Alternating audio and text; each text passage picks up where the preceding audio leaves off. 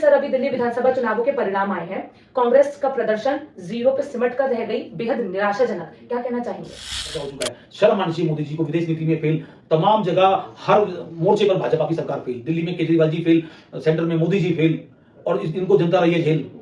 हम पंजाब से खबरें देख रहे हैं, बाजवा जी जैसे कह रहे हैं कि 30 विधायक उनके कांटेक्ट में हैं, तो आपको नहीं लगता कि आप भी कहीं ना कहीं कोई ऑपरेशन की तरह बढ़ रहे हैं आगे, और ये जो तमाम तरीके की चीजें हैं, तो क्या आप भी वो तोड़फोड़ की राजनीति करेंगे? आप ही को मुबारक, दिल्ली की जनता ने केजरीवाल को बाहर किया, देश की जनता एक दिन मोदी जी को बाहर करने वाली है। लेकिन सर हरियाणा महाराष्ट्र के परिणाम तो कुछ और ही बता रहे हैं। देखिए, परिणाम आप समय आने पर दूध का दूध और पानी का पानी भी होगा। मैं आपके चैनल के माध्यम से जरूर कहना चाहता हूँ कि एक दिन इस चीज का भी दूध का दूध और पानी का पानी होगा कि सरकारें कैसे बनाई जा रही हैं, किस चीज किस तरीके। सर अगर इंडिया अलायंस की बात करें, क्या भविष्य दिखता है? क्योंकि ऐसा लग रहा है जो इंडिया अलायंस के जो लोग हैं, चाहे वो संजय राउत की बात करें, अमानतुल्लाह जी की बात करें, ऐसे लग रहा है कि सत्ता पक्ष से लड़ने के बजाय आप लोग आपस में ही लड़ रहे हैं।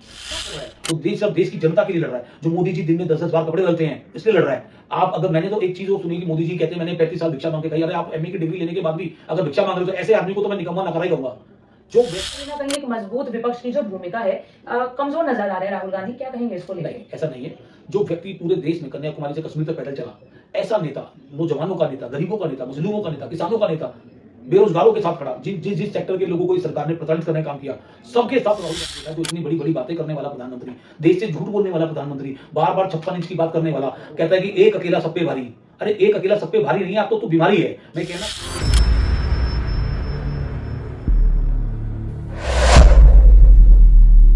इस लोकतंत्र में सत्ता पक्ष के बाद अगर किसी की अहम भूमिका होती है तो वो है विपक्ष। और अगर हम अपने भारत देश के लोकतंत्र की बात करें तो हमारे लोकतंत्र में विपक्ष के नाम पे जो आज हमारे पास चेहरा है वो है कांग्रेस। एक मजबूत विपक्ष के तौर पे अगर हम किसी पार्टी को जानते हैं तो आज भी वो है कांग्रेस। लेकिन जिस तरीके से दिल्ली विधानसभा चुनावों के परिणाम आए हैं, ऐसे में कहीं ना कहीं जो मजबूत विपक्ष की एक छवि है कांग्रेस की, वो कहीं ना कहीं धूमिल होती नजर आई है। इन तमाम मुद्दों को लेकर आज हम बातचीत करेंगे। हमारे साथ है विक्रम लोहिया जी, कांग्रेस के राष्ट्रीय प्रवक्ता हैं। तमाम इन मुद्दों पर बातचीत करते हैं। तो सर सबसे पहले तो आपका बहुत स्वागत है। और जिस तरीके से सर अभी दिल्ली विधानसभा चुनावों के परिणाम आए हैं, कांग्रेस का प्रदर्शन जीरो पे सिमट कर रह गई, बेहद निराशाजनक। क्या कहना चाहेंगे? देखिए, निश्चित तौर पे कांग्रेस पार्टी ने एक मजबूती से चुनाव लड़ा था, और जब उसके परिणाम आए तो वो पार्टी के अनुकूल नहीं है। पार्टी निश्चित तौर पे, हम उम्मीदें कुछ थी और मिला कुछ, लेकिन जो इस बार का जीरो है, कोई दिक्कत नहीं है, पिछली बार से बेहतर जीरो है। क्योंकि इस बार जो लड़ाई लड़ी गई वो जनता की मजबूती से, उनके मुद्दों की लड़ाई लड़ी गई, और जनता की लड़ाई में हम लोग खड़े नहीं उतर पाए। भारतीय जनता पार्टी को बहुत समय के बाद दिल्ली में सत्ता की वापसी हुई है। कांग्रेस पार्टी उसका स्वागत करती है कि कोई पार्टी जीती है, उसका वेलकम है। हम चाहते हैं कि भाजपा ने जो वादे किए हैं वो वादे पूरे करे। केजरीवाल जी का इस दिल्ली की राजनीति से अंत हो गया है, देश की राजनीति से अंत हो गया है। जिस प्रकार से उन्होंने झूठ की और जुमलों की और भ्रष्टाचार की दुकान दिल्ली में खोल रखी थी, वो बंद हो गई है। इस जीरो को पिछली बार की जीरो से बेहतर जीरो कहूंगा, क्योंकि आज हमने केजरीवाल जी जो दिल्ली के अंदर शीला दीक्षित जी को भ्रष्टाचारी कहकर के दिल्ली में आए, और एक सबसे बड़े भ्रष्टाचारी वो खुद साबित हुए। तमाम उनके नेता, मंत्री, उप मुख्यमंत्री, सांसद सब जेल की हवा खा करके आए। लेकिन जो शीला दीक्षित जी को बदनाम करके जब सत्ता में आए, तो एक भी व्यक्ति शीला दीक्षित जी की सरकार का, कोई मंत्री, पूर्व मंत्री या शीला जी के ऊपर कोई मुकदमा दर्ज नहीं हुआ, कोई वो जेल तक नहीं गए, किसी की कोई कार्रवाई नहीं हुई। लेकिन इनके तमाम नेताओं के खिलाफ कार्रवाई हुई। देखने की दुर्भाग्य की बात यह है कि उनकी पार्टी के सांसद तक ने, महिला सांसद तक ने उनके ऊपर आरोप लगाए। कितने नेताओं ने उनके ऊपर आरोप लगाए, पार्टियां छोड़ छोड़ के चले गए, उनके लोगों ने उनको भ्रष्टाचारी कहा। इस दिल्ली के अंदर हम कांग्रेस ने जो लड़ाई लड़ी, हम कहते हैं कि हमने केजरीवाल को सत्ता से बाहर का रास्ता दिखाया है। आने वाला जो दिल्ली का चुनाव होगा वो निश्चित तौर पे कांग्रेस पार्टी जीत करके आगे आएगी। और दिल्ली के जो मुद्दे हैं, जैसे शीला दीक्षित सरकार के टाइम पे हमने बहुत बेहतरीन काम किया और दिल्ली को एक वर्ल्ड क्लास राजधानी बनाने का काम किया, और केजरीवाल ने उसी राजधानी को थर्ड क्लास राजधानी बनाने का काम किया। सर जैसे भी आपने दिल्ली के मुद्दों की बात की, मुद्दे तो सर कांग्रेस के पास भी कम नहीं थे। अगर हम आम आदमी पार्टी की बात करें तो लोगों के पास गंदा पानी, पावर कट्स, बिजली के बिल बहुत आ रहे हैं, तमाम ऐसी मुद्दे थे। बीजेपी की बात करें तो दिल्ली की सुरक्षा का बहुत बड़ा मुद्दा था, अमित शाह जी को लेके। आप कहीं ना कहीं सत्ता पक्ष जो था उसे भी घेर सकते थे, बीजेपी को भी घेर सकते थे। तो आपको नहीं लगता कि आप उन मुद्दों को शायद भुना नहीं पाए? नहीं, देखिए, हमने बहुत मुद्दों को जोर शोर से उठाया। हमने न्याय यात्रा के माध्यम से दिल्ली की जनता से संपर्क साधा और उनके दुख को, उनकी पीड़ा को समझने का काम किया। हमने इन मुद्दों को जोर शोर से उठाया। कांग्रेस पार्टी का 2020 का जो वोट परसेंट था उससे ज्यादा बेहतर वोट परसेंट कांग्रेस पार्टी को आया है, बढ़ा है हमारा, चाहे थोड़ा ही बढ़ा हो, परंतु 2020 के मुकाबले हमारा वोट प्रतिशत बढ़ा है। और आने वाला समय होगा, दिल्ली के अंदर सरकार बनाएंगे, म्युनिसिपल कॉर्पोरेशन का चुनाव आ रहा है, उसके अंदर बेहतर प्रदर्शन करके दिल्ली में एक स्वच्छ नगर निगम देंगे और दिल्ली की जो जनता है उसके दुखों का निवारण करेंगे। दिल्ली में फिर वही मेरी चमकती हुई शीला दीक्षित वाली दिल्ली बनाएंगे, कांग्रेस वाली दिल्ली बनाएंगे। जब हम न्याय यात्रा के माध्यम से दिल्ली की जनता से संपर्क साध रहे थे तो उन्होंने कहा हमसे कि हमें आज दिल्ली में शीला दीक्षित जी याद आती हैं। जिन जिन लोगों से हमने मुलाकातें की, हम लोगों से हमने चर्चा की, हर व्यक्ति ने ये कहा कि शीला जी के समय जो विकास हुआ, केजरीवाल जी उस विकास को मेंटेन भी नहीं कर पाए। सर, जैसे अभी आपने न्याय यात्रा की बात की, तो राहुल गांधी जी की न्याय यात्रा की तर्ज पर देवेंद्र यादव जी ने भी यात्रा निकाली। ऐसा कहीं ना कहीं लग रहा है कि जो यात्रा में जो आए हुए लोग थे, शायद आप उन्हें वोटर्स में तब्दील नहीं कर पाए। और दूसरा सबसे बड़ा यात्रा से ही जुड़ा, राहुल गांधी जी की सक्रियता दिल्ली में नेक्स्ट टू जीरो ही दिखी। क्या कहेंगे इस चीज को लेकर? नहीं, ऐसा नहीं है। राहुल जी ने, प्रियंका जी ने और खड़गे साहब ने दिल्ली के अंदर बहुत जनसभाएं की और वो बहुत सारी सभाओं में मौजूद रहे, उन्होंने रोड शो भी किए।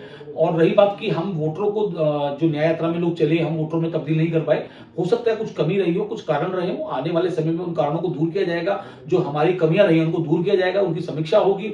आने वाले में और समय में बेहतर से बेहतर प्रदर्शन करने का कांग्रेस पार्टी का प्रयास रहेगा। दिल्ली की जनता के दिलों में अपनी एक जगह बनाने का प्रयास रहेगा कि दिल्ली की जनता फिर से कांग्रेस को चुने और कांग्रेस दिल्ली की जनता की दुखों दर्दों को दूर करने का काम करेगी। जी सर, अगर इंडिया अलायंस की बात करें, क्या भविष्य दिखता है? क्योंकि ऐसा लग रहा है जो इंडिया अलायंस के जो लोग हैं, चाहे वो संजय राउत की बात करें, अमानतुल्लाह जी की बात करें, ऐसे लग रहे हैं कि सत्ता पक्ष से लड़ने के बजाय आप लोग आपस में ही लड़ रहे हैं। क्या कहना चाहिए? क्या संदेश जाता है इस तरीके से? गठबंधन में कोई झगड़ा नहीं है, गठबंधन में कोई लड़ाई नहीं है।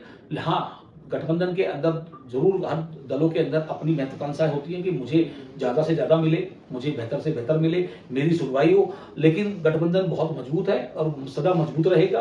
कांग्रेस पार्टी गठबंधन का सबसे बड़ा दल है, क्योंकि विपक्ष की पार्टी है। हमारे 100 के लगभग सांसद हैं, हमारे कई राज्यों में सरकारें हैं, हमारा मजबूत कैडर है। हम गठबंधन के साथ हैं, गठबंधन की मान मर्यादाओं के साथ चलेंगे, जो गठबंधन की शर्तें हैं उनके साथ आगे बढ़ेंगे। सर, आपको नहीं लगता अगर आम आदमी पार्टी और कांग्रेस साथ मिलकर चुनाव लड़ते तो तस्वीर कुछ और ही होती? नहीं, साथ मिलकर लड़ना नहीं था। साथ मिलकर के इसलिए नहीं लड़ना था क्योंकि ये वही आम आदमी पार्टी है जिसका भ्रष्टाचार कांग्रेस पार्टी ने उजागर किया। हम दिल्ली के अंदर दिल्ली की सरकार केजरीवाल जी चला रहे थे। सेंटर का गठबंधन इसलिए था क्योंकि जब इस देश के अंदर बॉर्डर पे किसानों को रोका गया, कीले गाड़ दी गई, तारे बांध दिए गए। दिल्ली में आप लोगों ने देखा पहलवान बच्चियों के साथ कितनी दुर्गति हुई, नौजवानों के साथ कितनी दुर्गति की गई, बेरोजगारों के साथ कितनी दुर्गति की गई। जिस व्यक्ति ने इनके खिलाफ आवाज उठाने का काम किया उसको इन्होंने मारा, इन्होंने लठों से मारा, पुलिस बल ने मारा, उनके साथ अन्याय किया। पेपर लीक होते रहे, लोग आवाज उठाते रहे और पिटते रहे। नौजवानों को पीटा गया, खदेड़ा गया, बच्चियों को खदेड़ा गया, किसानों को खदेड़ा गया। क्या क्या नहीं हुआ इस देश के अंदर। तो जो इंडिया गठबंधन बना था, केजरीवाल जी उस गठबंधन में शामिल थे क्योंकि वो नेशनल अलायंस था। और दिल्ली में हम इसके साथ गठबंधन नहीं कर सकते थे क्योंकि लिकर पॉलिसी की शिकायत कांग्रेस पार्टी ने की थी। कांग्रेस पार्टी ही इसके भ्रष्टाचार को उजागर करने वाली पार्टी थी, तो कैसे गठबंधन कर लेते। हमें वह गवारा नहीं था। हमारी पार्टी के नेताओं ने मना किया कि हम गठबंधन नहीं करेंगे। शीर्ष नेतृत्व ने उस बात को समझा, दिल्ली के कांग्रेस की इकाई ने और सेंटर ने मिलकर के निर्णय लिया और आज दिल्ली में कोई गठबंधन नहीं है और मेरा मानना है कि आगे भी कोई गठबंधन नहीं होगा। तो आपको नहीं लगता इसका नुकसान उठाना पड़ा? नहीं, नुकसान देखिए, अगर हम करप्शन को देख करके अपनी आंखें मूंद लें तो सबसे बड़ा नुकसान तो हमारी जमीर का होगा, जो जिंदा नहीं बचेगा। हम जनता से किस मुंह को से जाकर के बात करेंगे। आज हम लिखकर पॉलिसी की शिकायत करता थे, हम लोगों ने इनके क्लासरूम के घोटाले की आवाज उठाई, हम लोगों ने जलपुर के घोटाले की आवाज उठाई। केजरीवाल जी शीला दीक्षित जी को भ्रष्टाचार कह करके आए और खुद भ्रष्टाचारी साबित हुए। जो बच्चों की झूठी कसम खा गया, जो व्यक्ति एफिडेविट देने की बात करता था, जो लोकपाल लाने की बात करता था, वो कहाँ है? वो केजरीवाल जो कहता था मैं बंगला नहीं लूंगा, गाड़ी नहीं लूंगा। जिस व्यक्ति ने बंगला भी लिया, बड़ी बड़ी लग्जरी गाड़ियां भी ली, अपने विधायकों की तनख्वाह बढ़ाई। शीला जी के समय 80,000 रुपए की तनख्वाह होती थी, आज 3.5 लाख रुपए की तनख्वाह है। इसने अपने विधायकों की तनख्वाह भी बढ़ाई, फंड भी बढ़ाया, सब कुछ किया इसने। उनको वीवीआईपी कल्चर में क्या पूरे वीवीआईपी बना करके छोड़ दिया। केजरीवाल जी मतलब इतने झूठे साबित हुए तो कांग्रेस पार्टी को वो गवारा नहीं था कि इससे हम गठबंधन करें। विक्रम जी, जैसे भी हम पंजाब से खबरें देख रहे हैं, बाजवा जी जैसे कह रहे कि 30 विधायक उनके कांटेक्ट में हैं, तो आपको नहीं लगता कि आप भी कहीं ना कहीं कोई ऑपरेशन की तरह बढ़ रहे हैं आगे? और ये जो तमाम तरीके की चीजें हैं, तो क्या आप भी वो तोड़फोड़ की राजनीति करेंगे? क्या कहना चाहेंगे? हम कोई तोड़फोड़ की राजनीति नहीं करेंगे। जब आप देख सकते हैं दिल्ली में केजरीवाल जी मुख्यमंत्री थे, इनके सिटिंग मंत्री, कई सारे विधायक, कई सारे नेतागण रोज पार्टियां छोड़ छोड़ के जा रहे थे केजरीवाल जी के सीएम रहते हुए भी। तो जो अब तो वो सीएम है ही नहीं, तो वो उनकी पार्टी के नेता अगर खुद संपर्क साध रहे हैं तो हमें तो कोई पता नहीं है कि वो कौन आ रहा है कौन जा रहा है, हम किसी के पास नहीं जा रहे हैं। और हमारा मकसद ये है कि दिल्ली को हमने बचाने का काम किया है इस झूठे व्यक्ति से, इस भ्रष्टाचारी व्यक्ति से, इसकी भ्रष्टाचारी सरकार से हम पंजाब को बचाने का काम करेंगे। तो आपको लगता है जिस तरीके के परिणाम दिल्ली में आए, पंजाब की जनता आप पे विश्वास जता पाएगी? पूरे देश की जनता कांग्रेस पे विश्वास जताएगी, क्योंकि देश की जनता ने देख लिया भूखमरी कितनी बढ़ गई है। आप देखिए हर सेक्टर के अंदर आज हमारे देश की हालत की क्या बद से बदतर हो गई है। आपने कुछ जुमले 2014 में सुने थे, बहुत हुआ नारी पे अत्याचार, अब की बार मोदी सरकार। आपने देखा कहा कि बहुत हुई महंगाई की बार, अब की बार मोदी सरकार। 100 स्मार्ट सिटी बन रही थी, 100 दिन में काला धन आ रहा था, किसानों की आय दुगनी हो रही थी, डॉलर से रुपया बराबर हो रहा था। कई सारी चीजें थी जो झूठ बोला गया देश से। जी। 2 करोड़ रोजगार हर साल देने की बात हो रही थी। 2022 तक सबका पक्का घर होगा, हर घर में नल होगा, नल में जल होगा। सर, जिस तरीके से अगर राहुल गांधी जी की बात करें तो मोदी जी के सामने राहुल गांधी जी को देखा जाता है एक आशा की किरण है कई लोगों के लिए राहुल गांधी जी, लेकिन फिर भी कहीं ना कहीं एक मजबूत विपक्ष की जो भूमिका है कमजोर नजर आ रहा है राहुल गांधी। क्या कहेंगे इसको लेकर? नहीं, ऐसा नहीं है। जो व्यक्ति पूरे देश में कन्याकुमारी से कश्मीर तक पैदल चला, ऐसा नेता, नौजवानों का नेता, गरीबों का नेता, मजलूमों का नेता, किसानों का नेता, बेरोजगारों के साथ खड़ा, जिस सेक्टर के लोगों को इस सरकार ने प्रताड़ित करने का काम किया, सबके साथ राहुल गांधी जी खड़े। ऐसे नेता को मैं सलाम करता हूं। सर, दिल्ली में संदीप दीक्षित जी की भूमिका को लेकर क्या कहेंगे आप? संदीप जी दिल्ली कांग्रेस के बहुत मजबूत लीडर हैं। उन्होंने केजरीवाल की सरकार और केजरीवाल जी को हराने का काम किया। आज केजरीवाल जी जो अपने घर बैठे हैं, संदीप दीक्षित जी की वजह से बैठे हैं। संदीप दीक्षित ने दिल्ली में कांग्रेस को मजबूत किया। आदरणीय स्वर्गीय शीला दीक्षित जी ने दिल्ली को इतना विकसित किया। मैं कहीं भी जाता हूं, मैंने कितने भाजपाई लोगों से बात की, मुझे मिले, उन्होंने कहा जो दिल्ली में केजरीवाल जी ने बर्बाद किया है, शीला जी ने जितना बनाया उसने सब बर्बाद कर दिया। सब शीला दीक्षित जी की तारीफ करते हैं। शीला दीक्षित जी ने दिल्ली में चहुमुखी विकास किया, दिल्ली को विकसित किया। दिल्ली के अंदर सड़कें, पार्क, अंडरपास, फ्लाईओवर्स, स्टेडियम, बड़े सुंदर दिल्ली को साफ सुथरा बनाने का काम किया। दिल्ली को केरोसिन मुक्त किया, दिल्ली को जो है सीएनजी लाने का काम किया, दिल्ली से केरोसिन मुक्त करने का काम किया। बस एक आपसे आखिरी सवाल है कि 2029 मिशन एंड विजन क्या होने वाला है? 2029 में हम लोकसभा में सरकार बनाएंगे और दिल्ली का जब चुनाव आएगा विधानसभा का, उसमें भी दिल्ली में सरकार बनाएंगे। अभी 2027 में दिल्ली म्युनिसिपल कॉर्पोरेशन का चुनाव आ रहा है, कांग्रेस का मेयर होगा। तो ये थे हमारे साथ विक्रम लोहिया, राष्ट्रीय प्रवक्ता। जिस तरीके से विक्रम जी ने ये साफ किया कि आगामी जो दिल्ली नगर निगम के चुनाव होने वाले हैं, मेयर कांग्रेस का होगा और एक परिवर्तन दोबारा से दिल्ली की जनता देखेगी। हालांकि ये तो आगे आने वाला वक्त ही बताएगा कि जो दिल्ली की जनता है वो किसे पसंद करती है। आगामी जो रणनीति है वो भी हमारे साथ साझा की। तो सर, हमसे बातचीत करने के लिए आपका बहुत शुक्रिया और काफी अच्छा लगा आपसे बात करके। देखते रहिए ज्ञानबाजी मेरे साथ। नमस्कार।